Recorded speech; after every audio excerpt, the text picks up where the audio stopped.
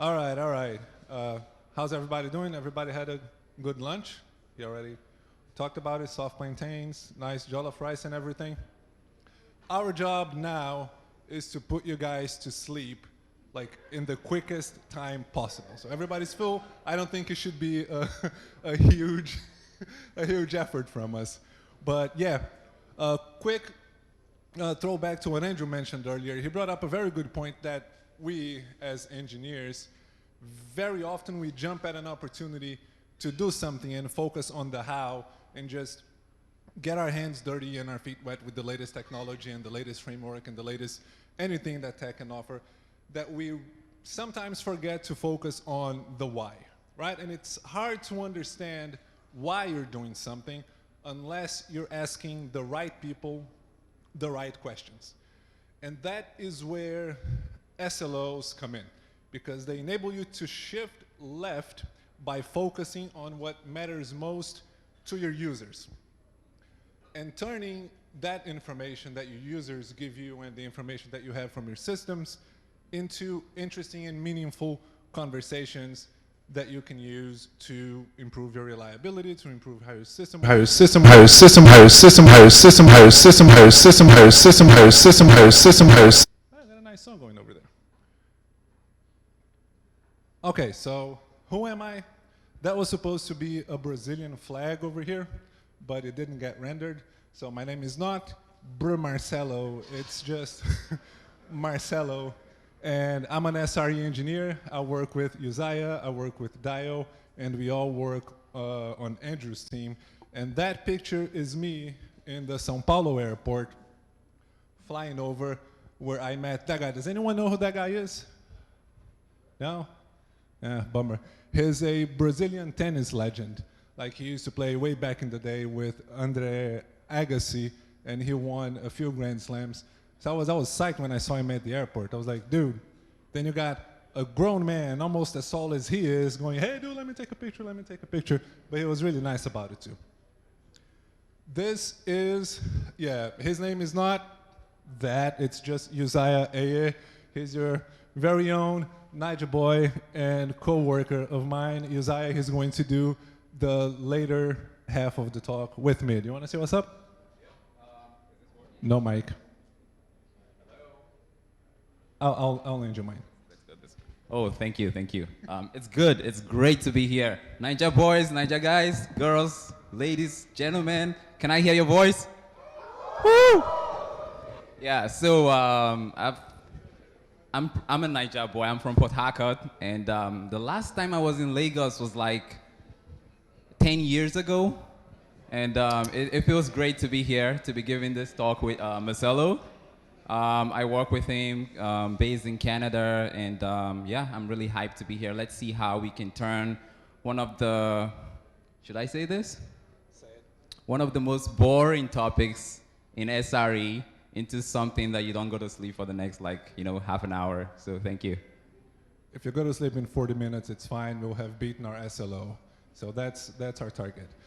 So as you can probably tell, unlike Andrew, my accent is the different one anywhere I walk in, because I'm Brazilian. If I'm talking to Canadians, Nigerians, Americans, British, wherever I go, I don't have that problem. My accent will always, 100% of the time, be the different one. So if you don't understand anything I'm saying, I'll probably not speak too fast, but if my accent is too weird, I apologize. I have no other recourse around that. All right, so service level objectives.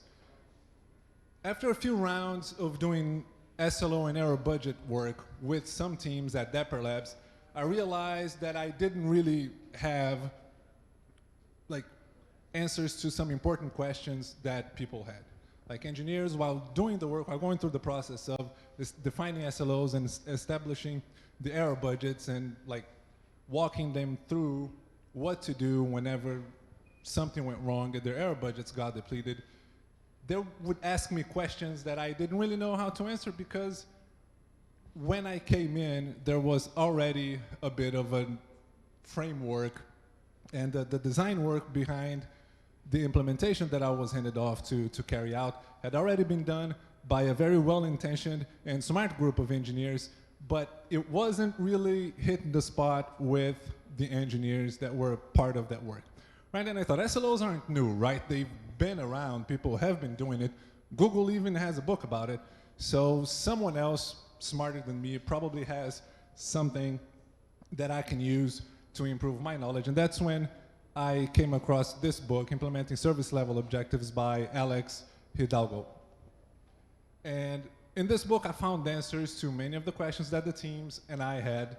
And in this talk, we're going to talk about some of the advices, and Uzziah and I are going to throw in a few personal experiences that we had in the hopes that you can learn from our mistakes, and we can't recommend reading this book enough, right? So if you take anything from this talk is that this book contains a lot more than what can be covered in a 30-minute talk. So do get it if you can. You'll be all the happier for it. What we're going to talk about today is we're going to do a little bit of thinking about reliability. Then I'm going to talk about the different components of the reliability stack. Then Uzziah is going to do a little bit of error budgets, talk about measuring and alerting, and then take us home with SLO culture. Okay, so reliability. I think everyone agrees that reliability is, if not one of the most important characteristic of a system. But when we think about reliability, when we say reliability, the first things that come to mind are usually availability and uptime, right? A reliable service is always up, so if it's up, it's reliable. But it doesn't always work like that. A reliable system, on top of being available, it needs to have quality, responsiveness, dependability, and many other characteristics that could be specific to the systems you're working with, to the systems that you're ensuring are reliable to your customers and to your users. It doesn't matter if the service is up, but it's serving the wrong data, or if it's up, but it's slow to respond, or if it's down for a little bit during the day or a little bit during the month, but the time when it's down is the most important time that it shouldn't really be down. So it's not really reliable in that sense. The first and most important advice that I got from the book, and if you go away with nothing else from this talk, go away with this. It's your users that define your system's reliability, right? It's not the number of nines. It's not what your boss says. It's not what Andrew says. It's not what the smart, overachieving engineer in your team says, right? It's your user. So that's probably a good line for you to tweet and get a t-shirt. So I'll give you an excuse to use your phone if you're going to tweet that.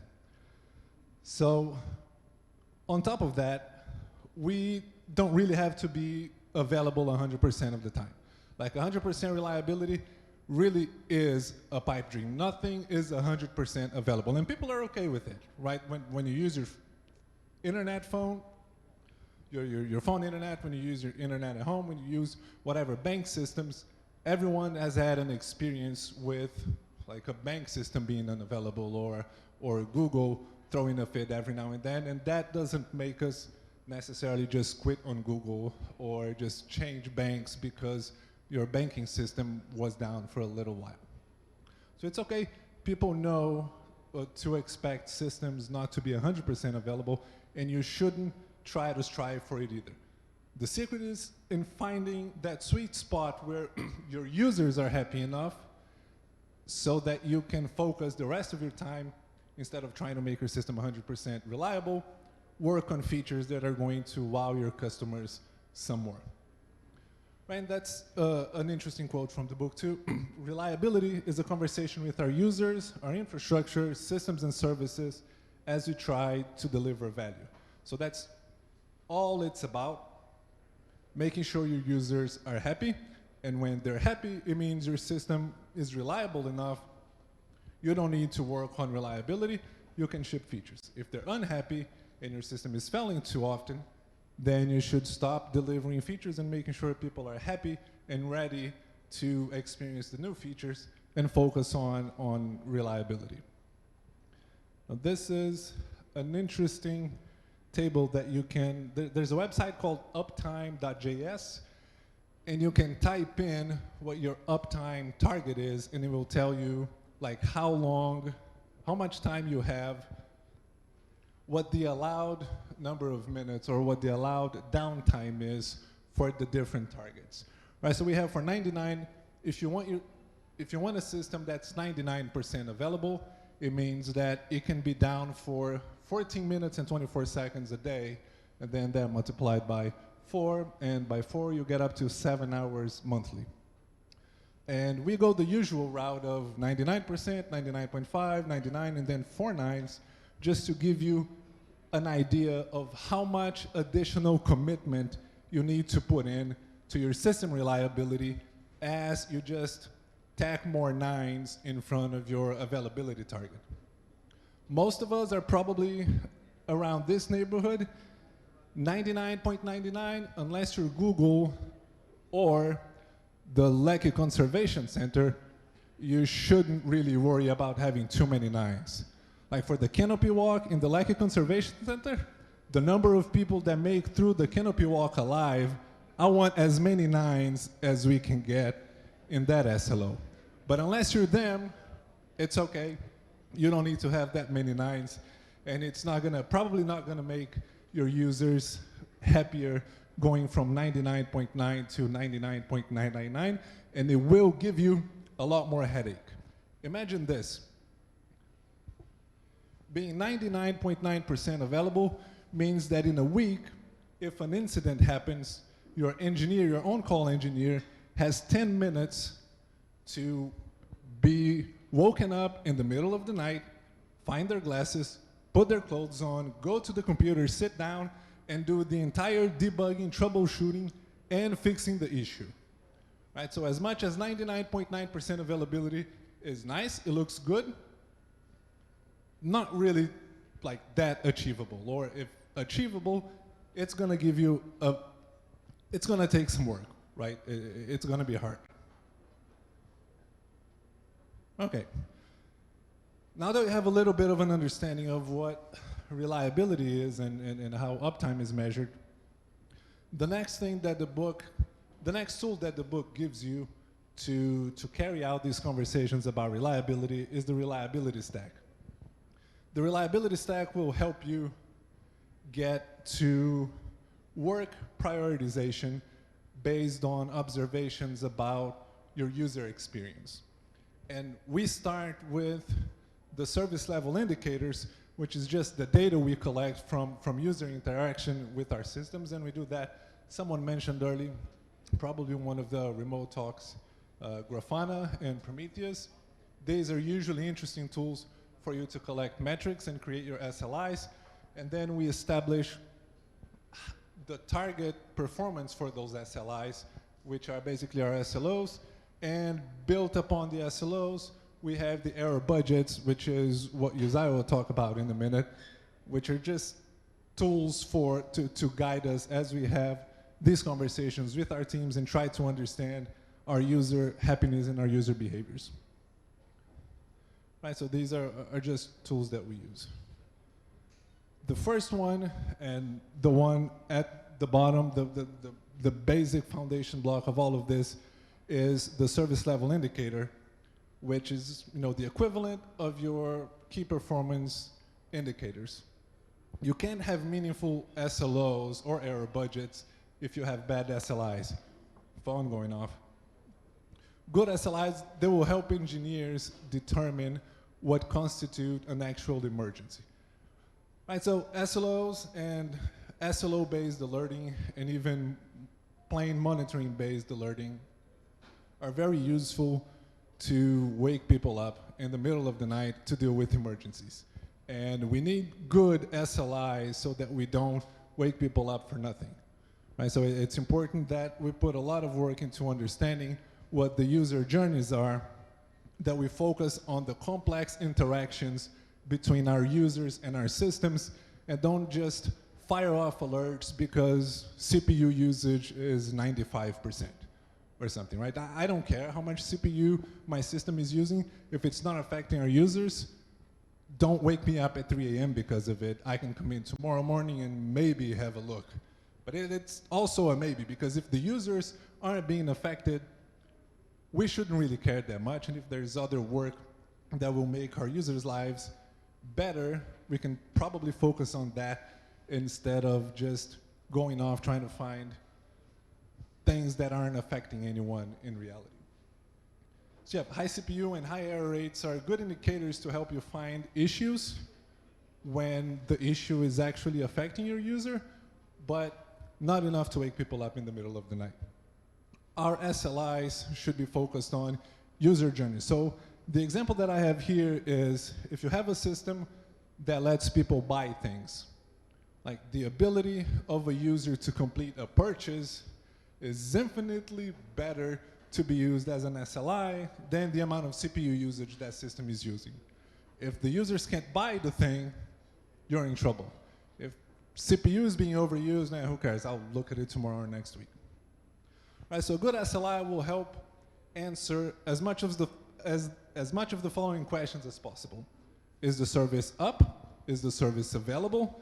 Is it responsive? Is it responsive? And are the responses correct? Like, one thing to go from a plain monitoring mindset to a user journey-based SLI definition mindset is that your user journey isn't made of a single metric, or the metric isn't made of a single specific, isolated measurement that you want to take. Like an error rate could be considered as part of an SLI, but the error rate in isolation won't tell you much of anything because it's not part of a user journey. So you need to have more context in your SLIs before they can be used to create SLOs with. So a good SLI that you would put together would probably be something like the 95th percentile of requests to a service will be responded to with the correct data within 500 milliseconds.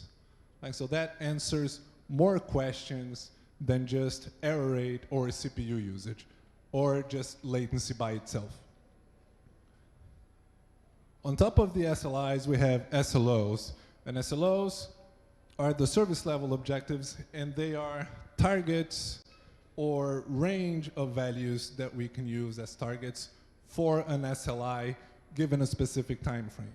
Now, the only difference between an SLO and an SLI is that you have a threshold that you want to monitor whether your measurements go above or below it, and it's bounded by a specific time frame. They can be a week, they can be a month, they can be 90 days. Uzziah will talk more about picking a good time horizon for your SLO. So complex systems, they're fallible, right? Like we talked about before, things break. And it's okay, we already said that it's okay. If they break, it's important information for us that the users are unhappy with that frequency of it breaking.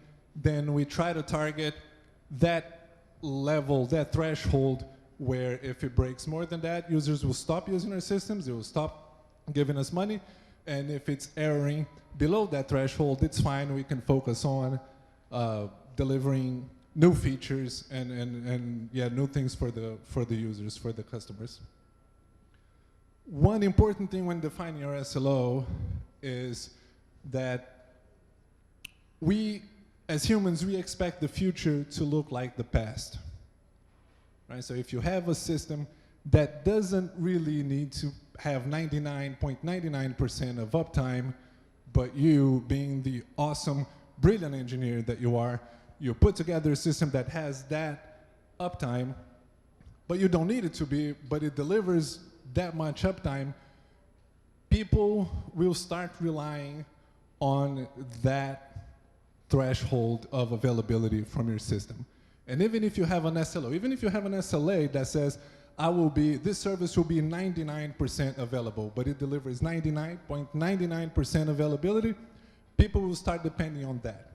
So having a target set to a value that lets you confidently experiment and try new things and maybe even induce intentional downtime to your service is important. It's important that you try your best to stick with the threshold, with the availability target that you put together. Otherwise, people are going to start expecting your system to behave not as you're promising, but as it's actually behaving, and that might bite you in the rear down the road.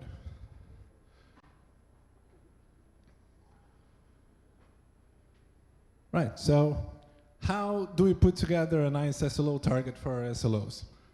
One thing that we can use, like when I first started working with SRE, I went for averages on all metric calculations that I could get my hands on, right? And averages aren't really good calculations, aren't really good aggregations for SLO targets because you don't know, like you drop the long tails and you drop the really different measurements from whatever metric you're calculating from your view. You don't see it, so you don't know how much things are happening that are way different than the average.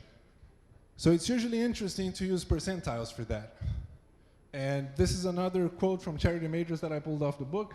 Nines don't matter if your users aren't happy. You see, I'm really trying to hammer this point home.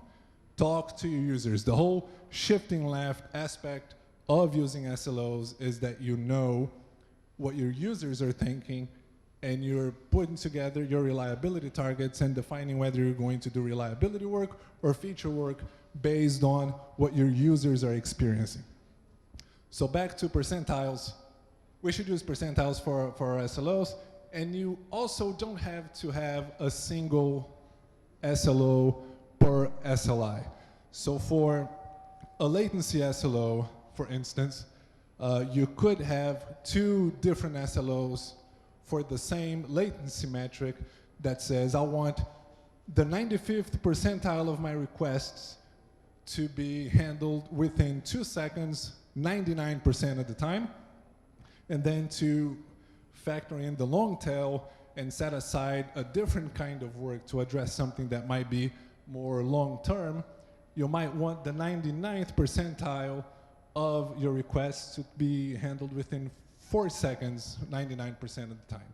So anything that takes longer than 4 seconds to be handled, you'll get another alert, or there will be another SLO and another error budget for it, but you can treat these different SLOs differently and give different priority for each. Like if this will be most of your users, so if this alert goes off, it means that your users are currently experiencing, that a good chunk of your users might be currently experiencing issues with your system, whereas the 99th percentile is the really long tail.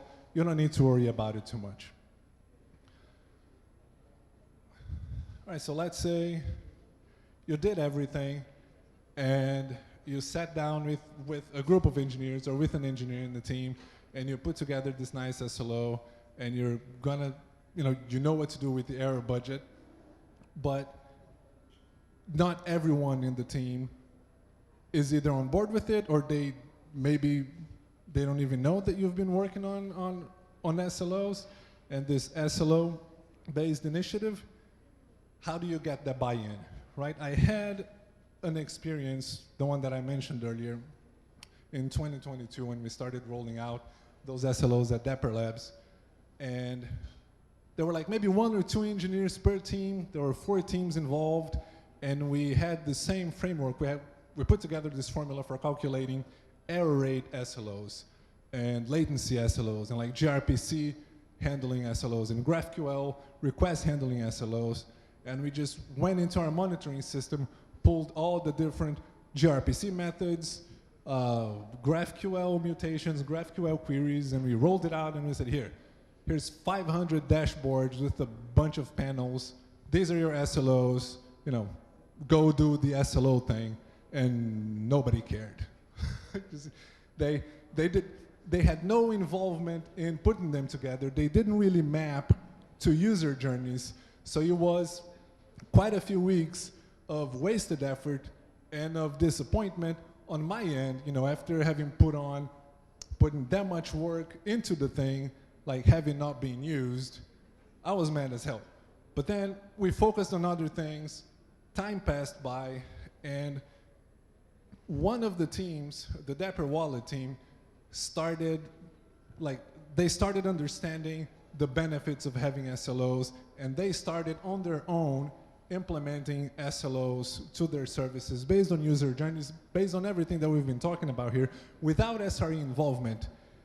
And when they got to a point where they needed like dashboarding and alerting configuration help, they came to us, but it was clear, like to me as an SRE, that if the idea, even if the idea doesn't come up like as naturally as it did for that team, if your role as an SRE, as a DevOps engineer, because you're the people the teams will go to for help with these kinds of things, if you help them understand and just present to them the benefits of using SLOs, such as it will increase your team confidence because you know whether or not you have that little wiggle room to try something new, or if you should hold back on delivering new things for the time being, because it will affect user experience, and in the end, that's all we want, is to have users happy. Ops, SRE, engineering teams, no one's gonna disagree with you on that. So if you can talk them, if you can convince the engineering teams to see the benefit and to get buy-in from them, everything happens much smoother and much quicker. So that, and there's other more specific advice that you can get from the book, but once people are convinced of the benefits, they will work with you and things are gonna go a lot smoother. The one advice, I've been saying the one advice for 500 things now, but another one advice is that you start small and you iterate, right? That was based on the experience I had at Dapperlabs. I didn't know 99% of the things I was creating SLOs for when we did that first initiative. So you're not looking for broad coverage. When you're starting with something like SLOs, pick one user journey or two, like go to the teams, ask them what the most important user journeys are for their services, focus on that one thing, get as many people as you can involved, understand the importance of that user journey to the user, understand the impact, the financial impact that having that service being unavailable has in the company, involve as many people as possible so everyone's on the same page, and use SLOs as the tool that it's meant to be used, as a communication tool between operations, between engineering, focused on the user. All right, so for the next few slides and to take us home, Mr. Uzziah Eyee, starting with error budgets. Whoa, thank you.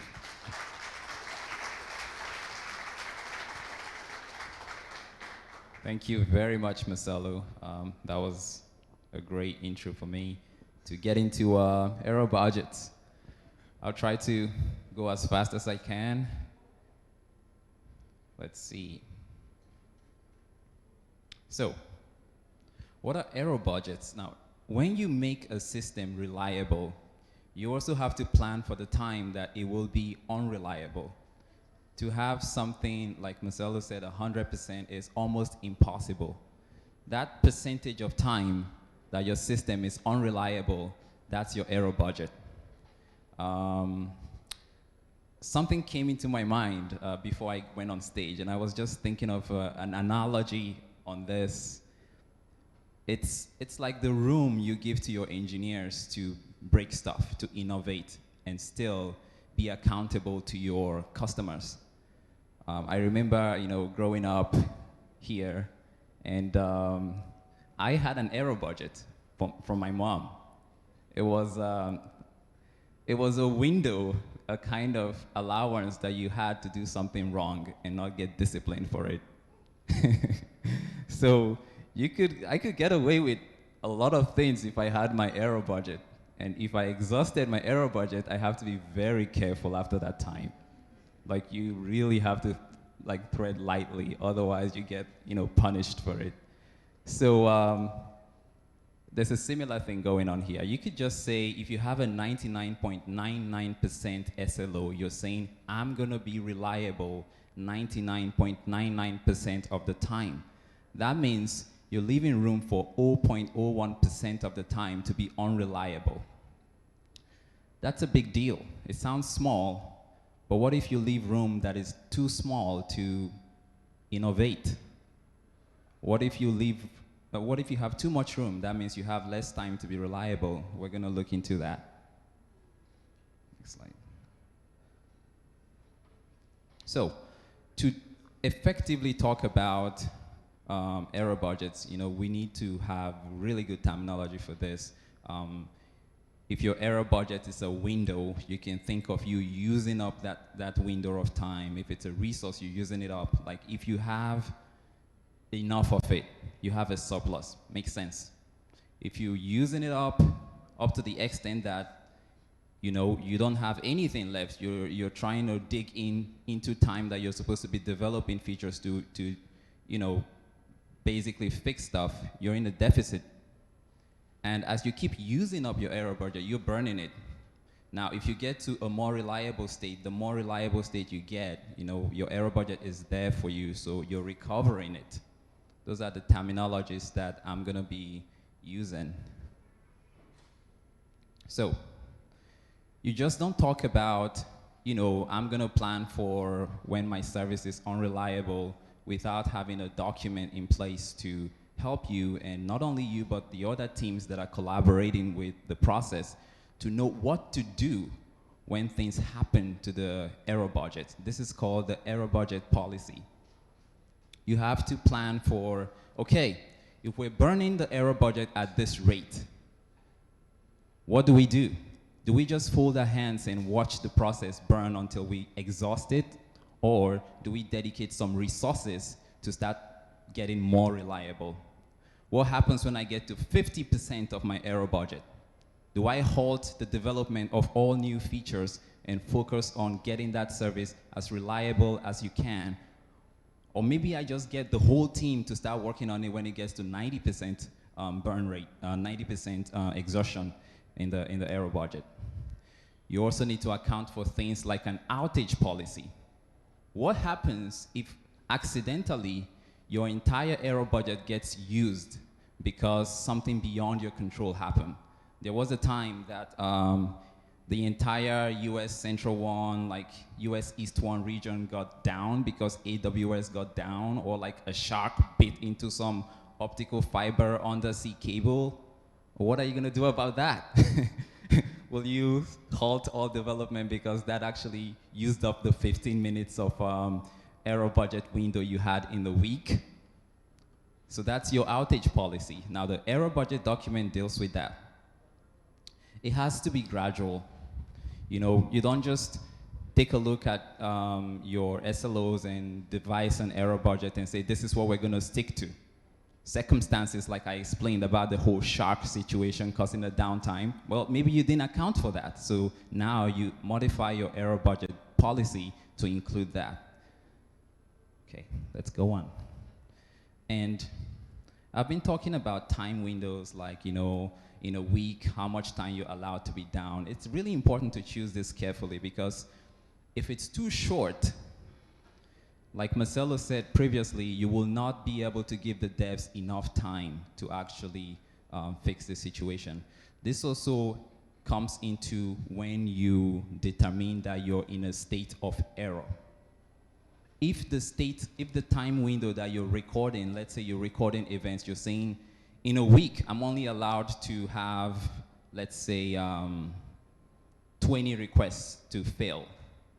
Well, if you're rolling it over weekly, then you might get into a situation where events fail, but the time is too long for you to get the correct average. So you won't alert on it. A better example might actually be, if you're familiar with Kubernetes, pods. Pods come in and out of existence all the time. You might want to have 90% availability of pods. And when a node goes down, all the pods in that node get recreated, rescheduled to another node. And this might happen in 2 minutes or maybe 1 minute. So if you're measuring unavailability over 5 minutes, you will never detect when pods go down, because by the 5 minutes window, they will already be up. But if your window is just 1 minute, you will constantly detect unavailability because they don't go back up until 2 minutes. So your window should not be too short or too long. It depends on your application. Okay, so how do you craft your error budget based on different kinds of things you want to monitor? I'll take a look at like event-based versus time-based. Sometimes it makes sense for you to base your error budget on events, like the number, for example. Let's say you're measuring requests that come into an ingress controller. The number of events that fail, let's say they get a 500 response over a certain period of time, might be very useful to you. Now, if you're measuring availability, the number of minutes in a week that the service is not available might be more useful to you. Now, availability SLOs, they are best suited for time-based. That just makes it's almost very intuitive. But latency SLOs are more suited for event-based. And the reason is that if you're measuring slowness, for example, and you're working with time-based SLOs, how do you determine the slowness of a request over a 1 week period? But if you're using event-based, you can determine like how many events were took longer than 95 milliseconds. So event-based SLOs are more useful. Event-based error budgets are more useful for latency SLOs. Next. So predictive.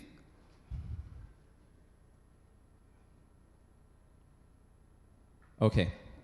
So going back to the policies, you also have to specify some important criteria for it, like who owns this error budget policy? If the error budget is not getting implemented, who's going to chase down and talk to the teams and try to get people to abide by it? If we're burning it up, who's going to make sure that everything is being looked into? You need to record the actions that have been taken. What did we do when we exhausted the error budget? What did we do not to exhaust the error budget? Those are all the some of the things that you need to look into. The phase response, I already mentioned that. If you're going to put in 50% of the devs in it, or if you're going to halt the whole thing, put the whole team in, needs to be in your policy. Next. Okay, predictive math. Now, this is interesting because I was having a discussion with Marcelo, and he mentioned something that instead of saying when we burn the error budget up to this level, we should start doing this. Instead, you should look at the rate at which you're burning the error budget and try to predict when you will get to a point that is unacceptable. If you're constantly burning like 20% of your error budget every week, then you might say, hey, in the next 5 weeks, we're going to get to 0, and that's unacceptable. So use math like that to help you devise the appropriate response to your error budget. And remember something. Whatever you do, reality is very different from your prediction. The map is different from the territory. These things are there to help you, but remember, you have to adapt to change as you put them in practice. That saying is very popular, like the map is different from the territory. Okay. So, good alert. I'm going to fly through this because we're almost out of time. The alerts that you make based on this error budgets being exhausted, they should give people enough time to fix them. They should not be too long that bad practices get introduced into the system because people feel comfortable that they can respond to them. So just make sure that your burn rates too, over static thresholds they are a bit concerning.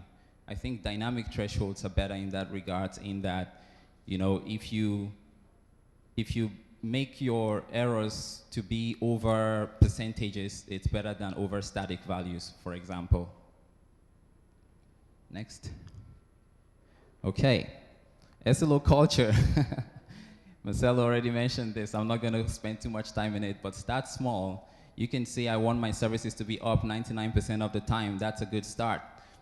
Then when you get more, when you understand the service more, you can define something more concrete and say like the 95th percentile of all requests coming in should be serviced within 2 milliseconds, 99.99% of the time over 1 week. Now that's a mouthful, that's complex.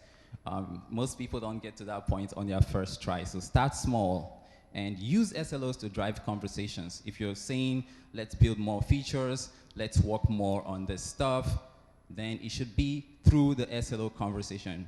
If you say, okay, we're burning up our error budgets, therefore we shouldn't build more features, we should focus more on making it reliable, that's a good way.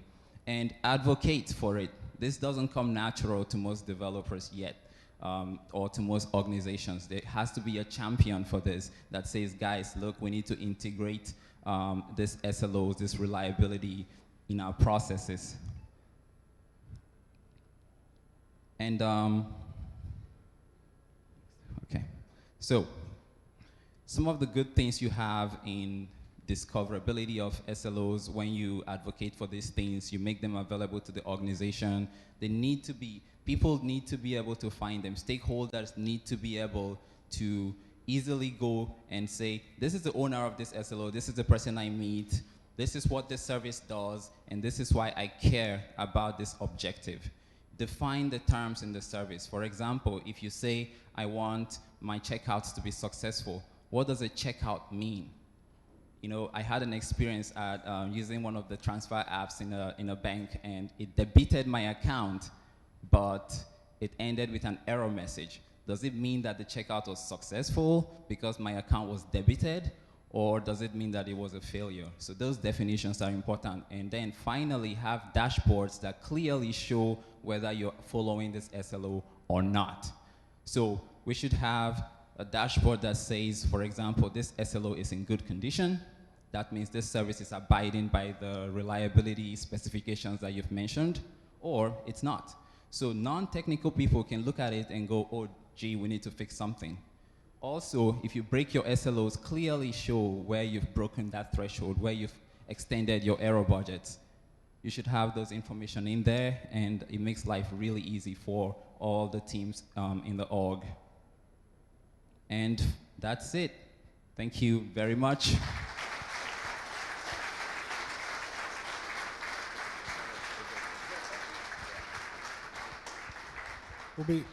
We'll be hanging out in the back if anyone has questions or wants to chat with us. Sorry? Okay, you can ask questions if you have them, one at a time. Okay. Oh, we got 3 questions. Wow. Well, how many people fell asleep during our talk? Show of hands right quick. 1, 2, 3.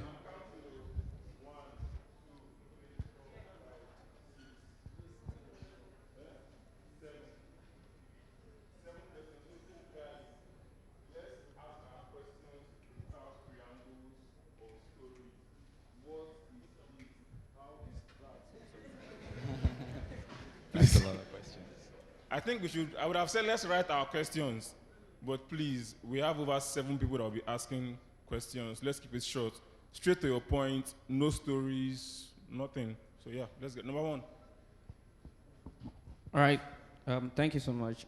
My question is, we've been talking about SLO, but then is it possible for us to measure SLO without having the SLA from the services that we are using? For instance, if we are using cloud, we are deploying our service into an external cloud service, probably a public cloud. So is it possible for us to have our own SLO without talking about the SLA of the company that we are deploying our service to? You think I should take that? Yeah, okay, so the SLA is more like a legal agreement, like a service level, agreement? Yeah, so it turns the company's internal SLOs to an external facing SLO, right? So if you're using your own if you're devising your own internal SLOs, you should base it on the dependencies that you have. Like if Google says we have an SLA of 99% availability, then your SLO that uses a Google Cloud product should not be higher than the SLA that Google gives you. So you should never have an SLO that is higher than your dependencies. Does that answer your question? Cool. Thank you so much. Okay.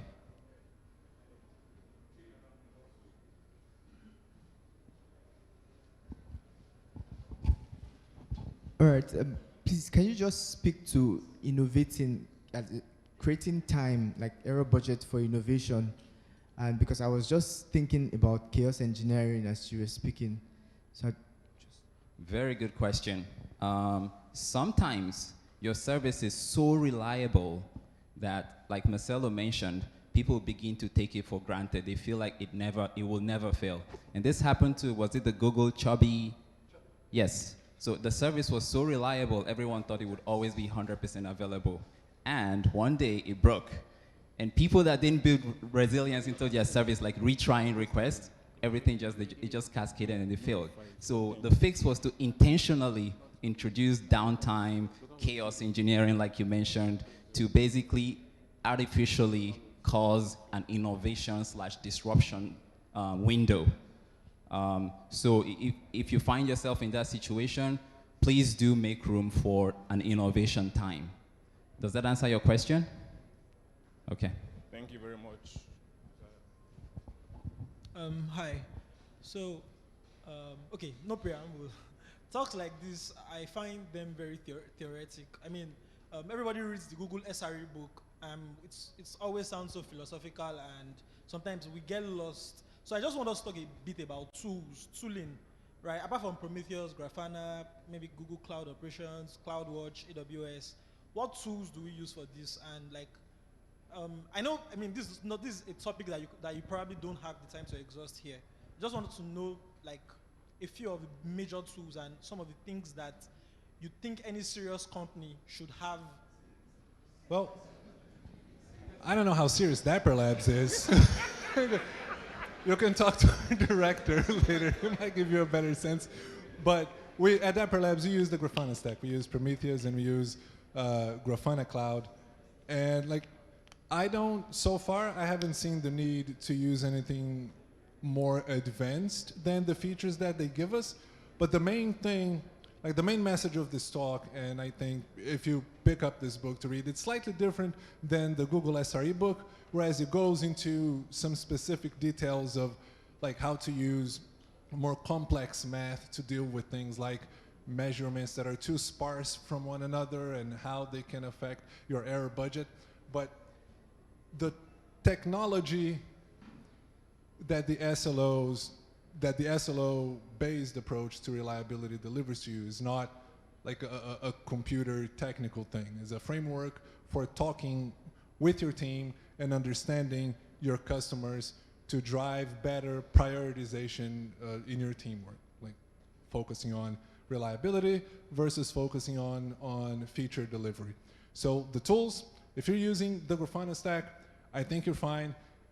You should probably focus more on understanding what the users expect, what makes sense to them, and what will either drive them to be happy with your system or to be pissed off and use another competitor.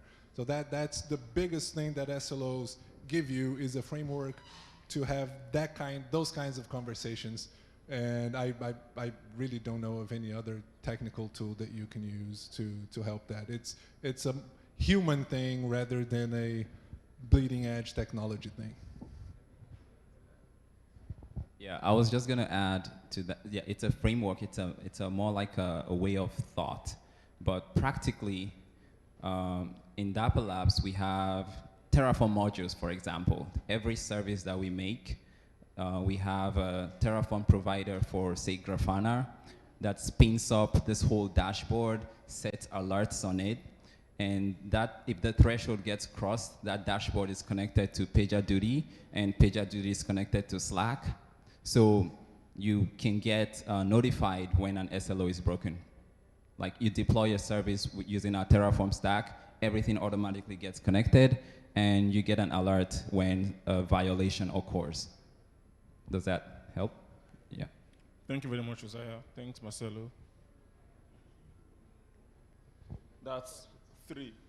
I'm coming. So 7. Yeah, okay, so I'd like to ask, correct me if I'm wrong, I feel like for SREs, the focus is more on production. So if there is an error that is causing downtime, so as an SRE, how do you go about fixing this error? So, and I would also like to ask that, if the error is coming from probably code, are you going to fix it yourself, or you are going to reach out to the developer that is responsible for the code? Yeah, it's a good question, and I don't think there's necessarily a right or wrong answer to that. It depends on the company, and it depends on the culture of your company. It depends on how SRE is inserted into the company structure. But what I can say is, try to strive for the most collaboration that you can, right? SRE, we have our skill sets, we have our tools, but the engineers that built the system and that maintain the system, they also have a responsibility with that. So collaboration and that shared responsibility approach, in my experience at Dapperlabs, has worked very well, because engineering teams and SRE, they complement each other, and we can help, like SRE can help engineers arrive at answers more quickly because we know our way around Prometheus and Grafana and our logging structure, but they also know how to find those answers themselves, so they don't come to us, with a complete blank stare in their faces, like, tell me what I should fix, and then we go off looking and tell them what to fix, or we fix things ourselves. If you can get, and that's part of the buy-in approach that we talked about, collaboration there is the key, in my opinion, but it will depend on what your organization and what your team looks like. But yeah, try as much cross-team collaboration as possible. Want to say something? Thank you very much, Marcelo. Guys, please, when a question is being answered, it's only fair that we keep it down so others can learn if you don't want to learn. Thank you. Okay, my question is about, I'm talking about DevOps and SRE. So would it be correct to say SRE is a subsection of DevOps? And if not, what's the line of demarcation between DevOps and SRE? That's a very good philosophical question, one that I don't have the answer to. Uzziah, you're it.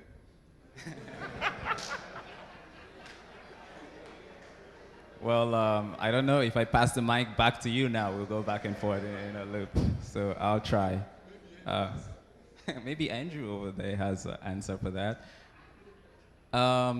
SRE is, I would say it's a discipline, right?